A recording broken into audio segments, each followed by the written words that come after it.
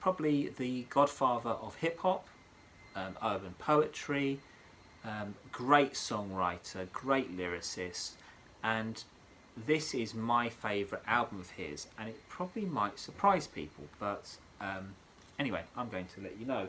It's this album, Secrets, by Gil Scott Heron and Brian Jackson.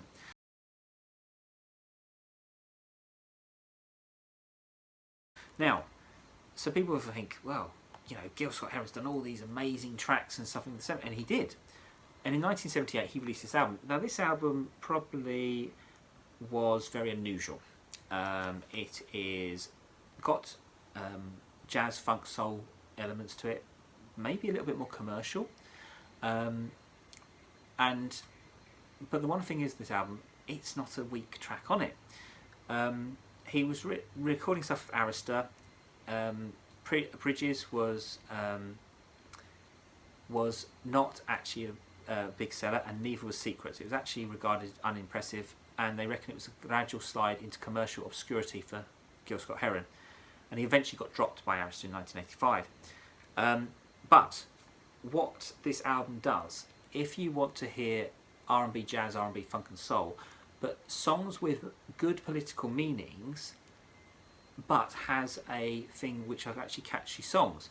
So the first song, which was I'm going to mention, is Angel Dust. Now, Angel Dust, if you understand about Gil Scott Heron, we know he had a drug problem. It was quite known thing in the industry, and Angel Dust is got this great little funk. The actual keyboard work is done by Tonto, which is Robert Magalev and Malcolmcecil, and they'd done all the stuff with Stevie Wonder's albums, which was Talking Book, Fulfilling This Full Finale, Inner Visions, and I can't remember the Music of Me. Sorry, that was the other album. That was all using the Tonto synth, and the Tonto synth is used in here, and it really is interesting. Now, the Tonto synth, actually, I think Malcolmcecil only worked on this, not Robert Magalev, because I think they'd fallen out or something. I can't remember anyway.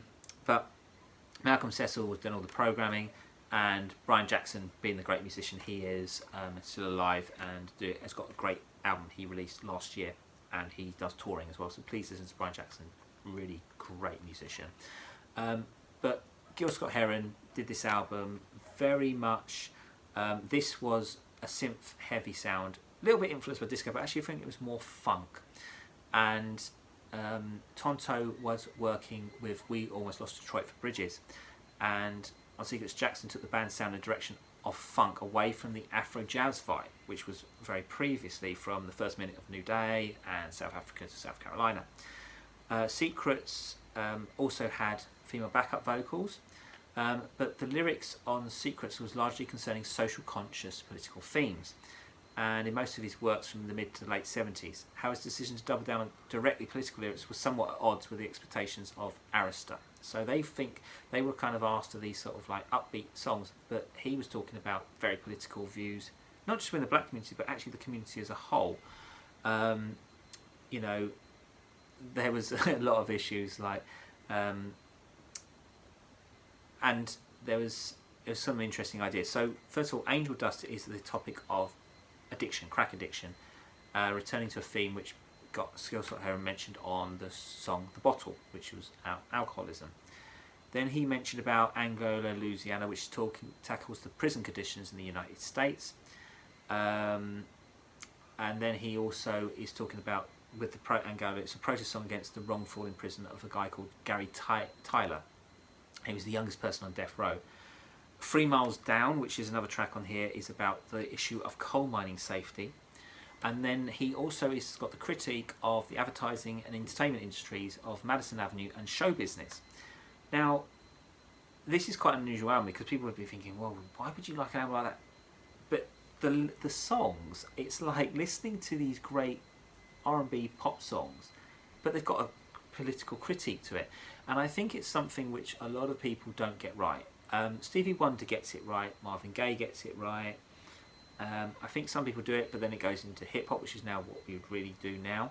But the one thing I kind of like with Gil Scott Heron is he's got a very melodic, rich voice, and when he's against this backdrop of this great musicianship by Brian Jackson and malcolmcecil with the keyboard and the synths work, I think it's great.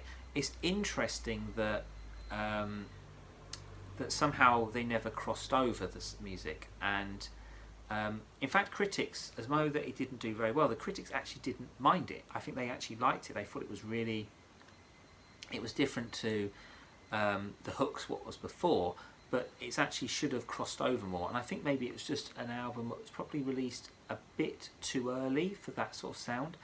But maybe also the time, 1978, things were changing. Disco was still very influential. We have this problem with Hear My Dear by Marvin Gaye, where that didn't do well at that time.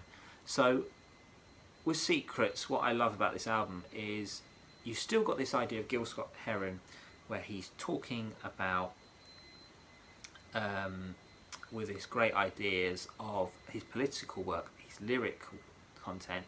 The music is actually quite poppy and catchy for R&B music and jazz, which is quite unusual for some of his stuff because it wasn't always so commercial. In fact, Gil Scott Heron actually cited Secrets and Winter in America as some of his best work, and he actually preferred the albums, and I kind of understand why. It is strange that with it that they weren't, this wasn't successful, but the one thing I love about it is when you listen to these albums, like you've got The Cane, which is about, you know, the idea of the sugar cane and the idea of the transition of being from slavery to the idea, again, he's always talking about the black experience, but again, what I love about it is that he does it in a way which is like, it's very narrative, and it's got these great stories, like Gil Scott Heron's, especially the songs on this album, the stories about these people and who they are, even though when he's doing cussing like commercialism in Madison Avenue and show business, but when he's talking about like Kane, Third World Revolution, Better Days Ahead, you know, he's always got this Better Days Ahead has got this refrain of like the idea he wants the experience for black people to be better, and he's doing it in a way which isn't preachy, as like it's not angry, he's doing it in like a relaxed way, and it's very subliminal, and I think it's a very clever album. If you ever want to understand about writing stuff, about having a political motive in your lyrics, but doing it through a way which is great music and not angry and not aggressive, this is a great album to listen to.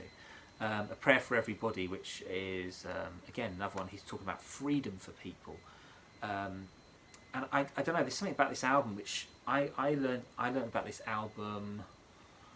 I got hold of it not on CD, because the CD got re-released in the 2000s, but I heard it originally. This is actually a very old Japanese version I got hold of, but I had originally heard it on vinyl, and I got rid of all my Gil Scott Heron albums, like I did mention about other albums. I did originally, I kept this album, but I always got albums, I used to copy them onto tape, and I used to love this stuff. And some of the musicianship is, if you actually listen to it, Greg Philligaines is playing a lot of the keyboard stuff on this. You've got people like Harvey Mason Jr., so he's a great artist of that time in the 70s. He's got backing vocals by Maxine Waddle. He's got like Julie Walters. I mean, these are really good musicians. In fact, them artists, them backing singers, the female backing singers, actually featured on Michael Jackson's Thriller, and they actually featured, I think, on Off the Wall as well. I think so. There's some really good musicianship on this album, and mainly written all in Santa Monica. It's got this very LA feel to it as well. You imagine like you're cruising in a car, being at home, being, you know, just chilled, being at a barbecue. There's a real good feel with it, and I rate this album very highly. And it's Gil Scott Heron, I think, is a very underrated artist, because he's always seen as this political hip hop guy. I don't think he is. I think a lot he has that, but I think the musicianship is downgraded, and I think personally Brian Jackson and Gil Scott Heron were never given the credit they should have been. I think after this, when he did Realise and the other stuff, I think Gil and Brian Jackson have fallen out, unfortunately, and I think that Realise is a great album, but it's not as good as this. There's some real good stuff on Realise though, but Secrets to me was where Gil Scott Heron had the great political ideas, but the soundtrack and the music behind it. And I think actually now people will rediscover this album a lot more, because, for example, Kanye, I think, definitely loves this album because I've heard him use it on. He uses it on a track for Common, where he's actually nicked the bass line of Angel Dust, and I'm sure he does the production ideas on this. And I think a lot of hip hop artists who are a bit more creative do listen to this album, and there's so many things on it.